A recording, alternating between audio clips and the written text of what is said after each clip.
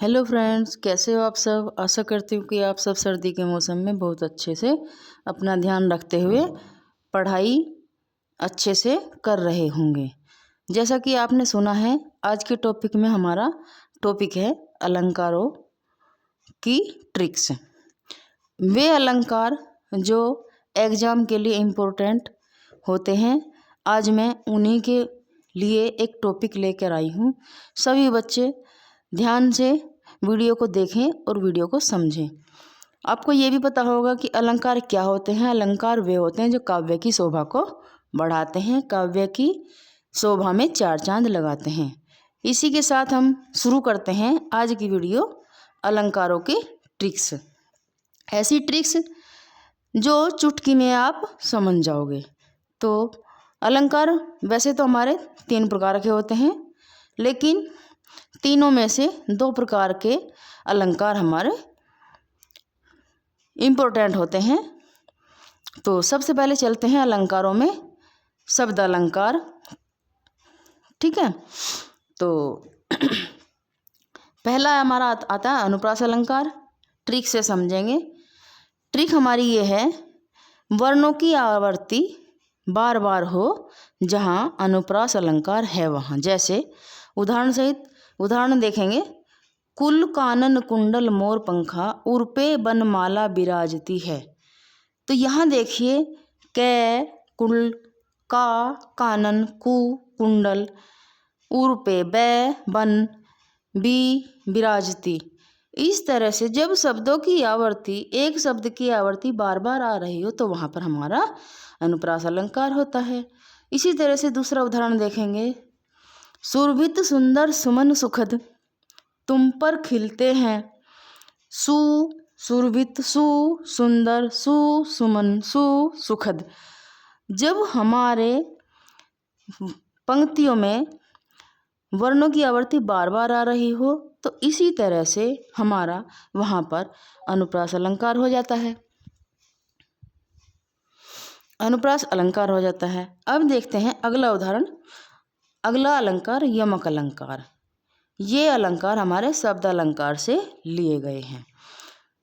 यमक अलंकार में देखते हैं, एक शब्द का एक से अधिक बार आना और अर्थ अलग अलग होता है। जैसे उदाहरण में देखेंगे। उदाहरण नंबर 1, काली घटा का घमंड घटा।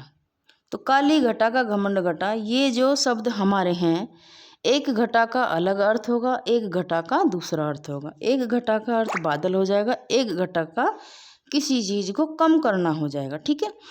इसी तरह से दूसरा उदाहरण है यमक अलंकार का। माला फेरत जुग भया भय फिरा न मन का फेर कर का मन का डार दे मन का फेर। इन तीनों मनकों का अलग अलग अर्थ होता है, इसलिए यहाँ पर यमक अलंकार का प्रयोग होता है। अब चलते हैं इससे आगे श्लेष अलंकार की ओर। श्लेष अलंकार में एक शब्द एक बार प्रयुक्त होने पर अर्थ देता है, अर्थात एक शब्द के साथ दूसरा अर्थ चिपके रहता है, वहाँ पर श्लेष अलंकार होता है।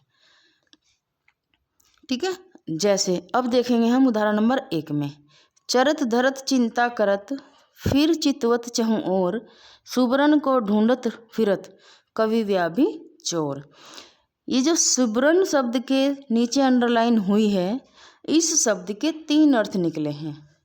एक सुबरन का अर्थ होता है अच्छा रंग रूप।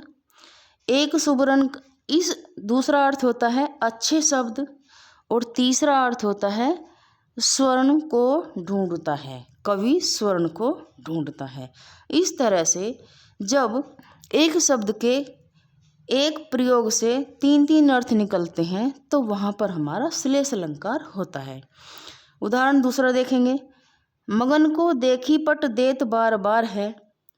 देखिए, इस पट शब्द के नीचे अंडरलाइन मैंने बनाई है और दोनों का अर्थ मैंने आपको बताया। एक पट का अर्थ हो जाएगा हमारा किवाड़ और दूसरा अर्थ हो जाएगा हमारा वस्त्र। इसी तरह से श्लेष अलंकार यहाँ पर पूरा होता है। आशा करती हूँ कि आपको बहुत अच्छे से समझ में आ रहा होगा और वीडियो को देखते हुए वीडियो को लाइक भी करें, जल्दी से जल्दी शेयर भी करें, कमेंट भी करें और सब्सक्राइब भी जरूर करें। अब देखते हैं, अब आता है अर्थालंकार के भेद। अर्थालंकार के भेद में मैंने उन अलंकारों को वीडियो के अंदर लिया है जो कि हर परीक्षा में, हर कंपटीशन एग्जाम में महत्वपूर्ण होते हैं। तो अर्थ अलंकार में सबसे पहले आता है उपमा अलंकार।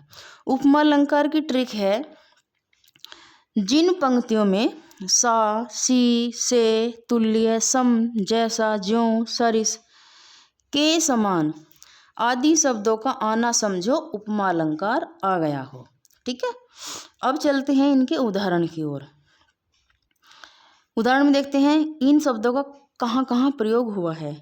काम स्वरूप, प्रताप दिनेश सा, सोम सशील है, राम महीप सा। तो देखिए, जब हमारा इन पंक्तियों में सा शब्द का प्रयोग हमें मिल गया है तो हमें आगे टाइम पास नहीं करना है, फट से हमें उपमा अलंकार इसका आंसर लगा देना है। इसी तरह से दूसरा उदाहरण देखेंगे, हाय फूल सी कोमल बच्ची, हुई राख की थी ढेरी। अब देखिए, इसमें हमारा सी शब्द आ गया है और सी शब्द हमारा उपमा अलंकार की ट्रिक के अंतर्गत आता है। तो क्यों ना हम इसको उपमा अलंकार एग्जाम में लगाकर आएंगे। ठीक है, अगला उदाहरण देखते हैं, मखमल के झूले पड़े हाथी सा टीला। देखिए, सा शब्द का प्रयोग हमें इसमें भी मिला है, उदाहरण नंबर 3 में भी। क्यों ना हम इसे उपमा अलंकार समझेंगे और फट से हम इसको टिक कर देंगे। आगे चलते हैं अगले उदाहरण में। अब आता हमारा रूपक अलंकार। रूपक अलंकार में क्या होता है, समानता का भेद होता है, यानी कि समानता पाई जाती है और इसमें एक पहचान और है, योजक चिन्ह का प्रयोग होता है। ठीक है, जिन शब्दों के बीच में योजक चिन्ह का प्रयोग हुआ हो तो वहाँ पर हमें समझ लेना चाहिए कि यह हमारा रूपक अलंकार हो जाएगा। जैसे उदाहरण में देखेंगे, उदाहरण नंबर 1, विषयवारी मन मीन भिन्न नहीं। अब देखिए, एक ही पंक्ति में आपको दो दो योजक चिन्ह के शब्द मिल गए हैं, तो क्यों ना हमारा यह रूपक अलंकार हो जाएगा। उदाहरण नंबर 3 देखेंगे, मन सागर मनसा लहरी, बूढ़े बहे अनेक।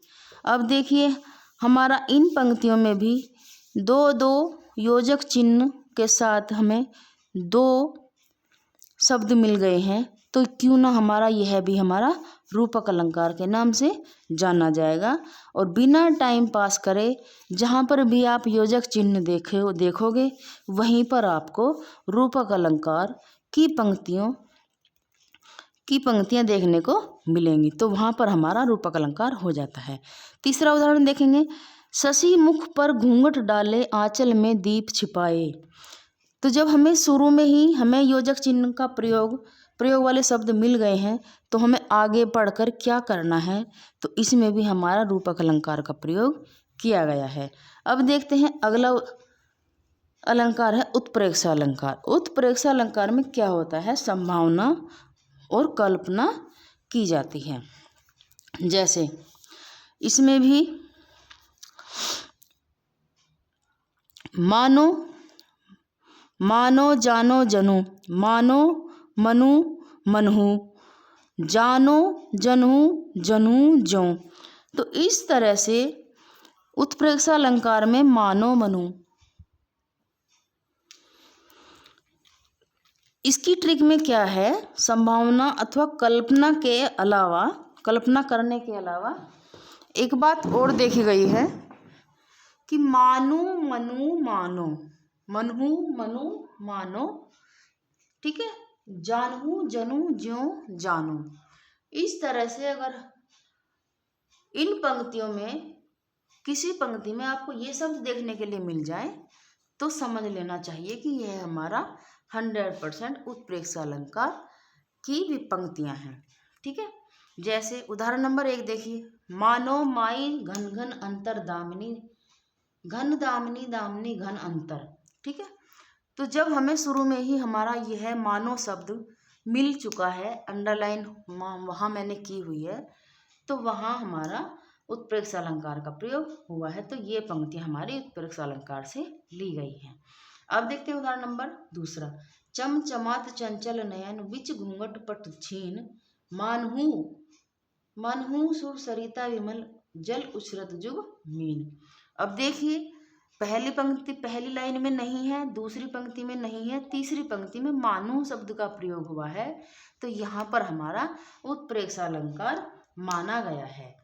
उसी तरह से उदाहरण नंबर देखते हैं तीसरा। उस काल मारे क्रोध के तनु कांपने लगा मानो हवा के जोर से सोता हुआ सागर जगा। हमें शब्दों की पहचान होनी चाहिए, आंसर अपने आप ही सही हो जाएगा। तो इसमें भी मानो शब्द का प्रयोग हुआ है, तो यहाँ भी हमारा उत्प्रेक्षा अलंकार हो जाएगा। अब देखते हैं अतिशयोक्ति अलंकार। अतिशयोक्ति में क्या होता है कि बढ़ा चढ़ाकर बात करते हैं, किसी जैसे करते हैं ना फेंक, ये बात तो फेंक है, तो फेंक बात को ही बढ़ा चढ़ाकर करना कहते हैं। देखिए उदाहरण नंबर 1 में, हनुमान की पूंछ में लगन न पाई आग लंका शीघ्र जल गई निशाचर गए निशाचर भाग।